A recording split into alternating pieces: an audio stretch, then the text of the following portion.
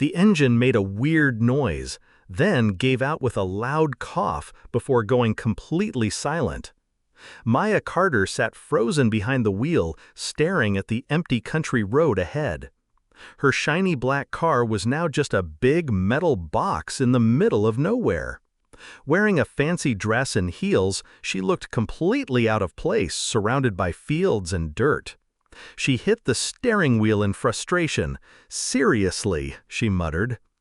Just then, someone stepped out of the tall golden crops nearby. He looked like he belonged to the land. Muddy boots, worn jeans, and a face that told a story of long days in the sun.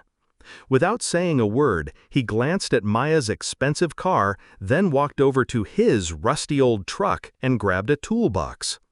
Maya had no clue who this farmer was, and he had no idea who she was or who her powerful father happened to be. Aiden Walker had spent most of his life battling against things he couldn't control.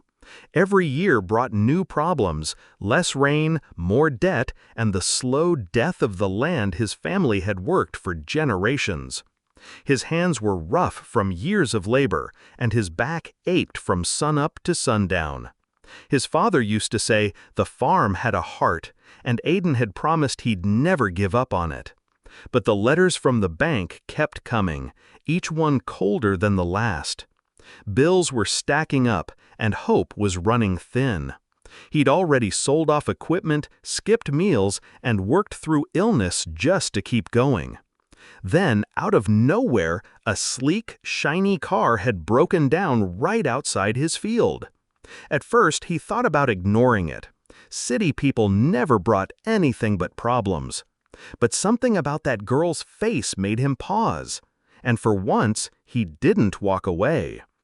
Aiden didn't say anything at first. He just opened his old dented toolbox and walked over to Maya's broken-down car. She stepped back, unsure if she should trust him. But he didn't ask questions or make comments. He just popped the hood and got to work.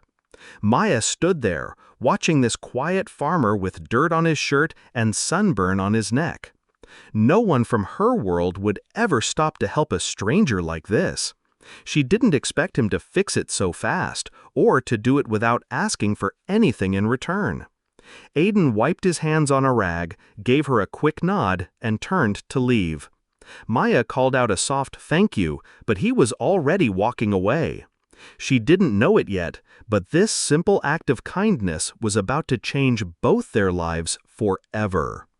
The next day, Aiden was out fixing a broken fence when he heard a car pulling up. He turned to see the same fancy black car from yesterday. Maya stepped out, holding a pie in her hands. "It's, homemade," she said nervously. Aiden raised an eyebrow. He wasn't used to visitors, especially not ones in designer shoes holding wobbly-looking pies. She handed it to him like it was a peace offering. He took it, unsure what to say. "Just wanted to say thank you," she added. Aiden gave a small nod and watched as she got back into her car and drove away. The pie was lopsided and slightly burnt, but he smiled anyway. No one had baked him anything in years. He didn't expect her to return at all, and definitely not with something that felt a little like friendship. Maya didn't stop with the pie. A few days later, she came back again. This time she brought lemonade and sat on the back of Aiden's truck while he fixed a broken wheelbarrow. "Why don't you sell the farm?" she asked one day. Aiden looked at her, sweat dripping down his face. "Because it's more than just land," he said quietly. Maya kept asking questions about the fields, the animals, and the stories behind each barn. Aiden wasn't sure why he kept answering, but he did. He told her about his dad, about the droughts, about almost giving up. And Maya listened like no one else ever had. Each visit felt less awkward and more natural. She seemed truly curious, not just polite. But Aiden still didn't know who she really was, or the trouble her last name would soon bring. One warm afternoon, Maya laughed as she tried to help Aiden feed the chickens, nearly dropping the whole bucket. "You're getting better," Aiden joked. She grinned, brushing feathers from her hair. Then, without thinking, she said, "My dad, Richard Kingsley, would lose it if he saw me here." Aiden froze. That name, Kingsley, hit him like a slap. He stepped back slowly. Kingsley? As in Kingsley Farms? Maya looked confused. Yeah, why? But Aiden already knew. That was the man who tricked his father years ago. The man who stole part of their land in a shady deal. The man who nearly ruined his family. Maya kept talking, not knowing the storm she'd just started. Aiden felt his chest tighten. Could this all have been part of some plan? Was she just another Kingsley, here to finish what her father started? Later that evening, Maya sat on a hay bale, sipping sweet tea. She looked around and said, "My dad's company is buying up land like this. Says it's for some new development. Feels weird, though." Aiden's hands tightened around his cup. The pieces were falling into place, too perfectly. Her visits, her questions, her kindness. Was it all fake? Was Maya just pretending to care so her dad could grab more land? He didn't say anything, but inside he felt like the ground was shifting. His heart raced. This couldn't be a coincidence. What if she had been sent here? What if all this time he'd been opening up to someone who was just spying for her father?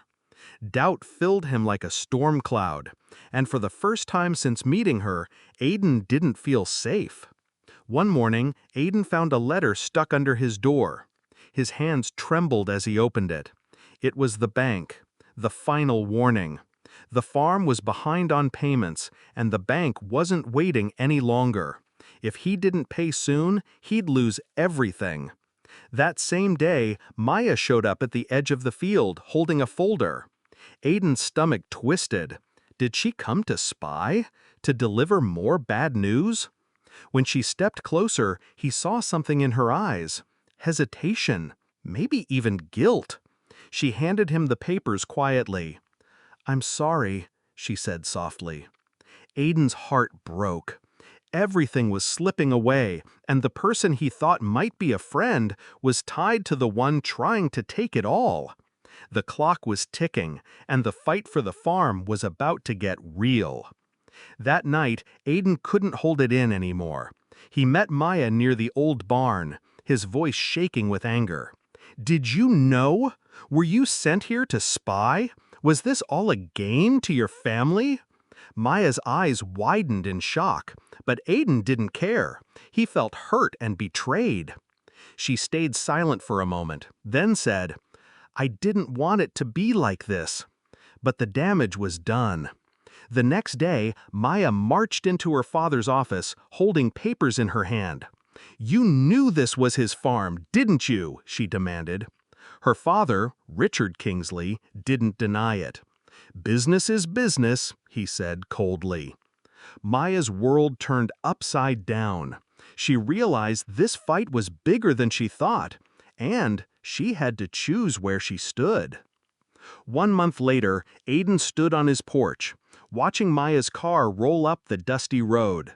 She stepped out holding a folder, her face calm but serious. "It's not much," she said, handing him the papers. "My dad's company won't touch your land anymore." Aiden stared at the signed agreement, feeling a mix of surprise and hope. "Why?" he asked quietly. Maya smiled, a real one this time. "Because some things are bigger than business," she said. For the first time in years, Aiden believed in second chances.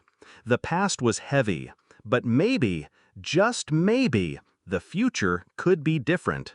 And it all started with one unexpected act of kindness on a dusty country road.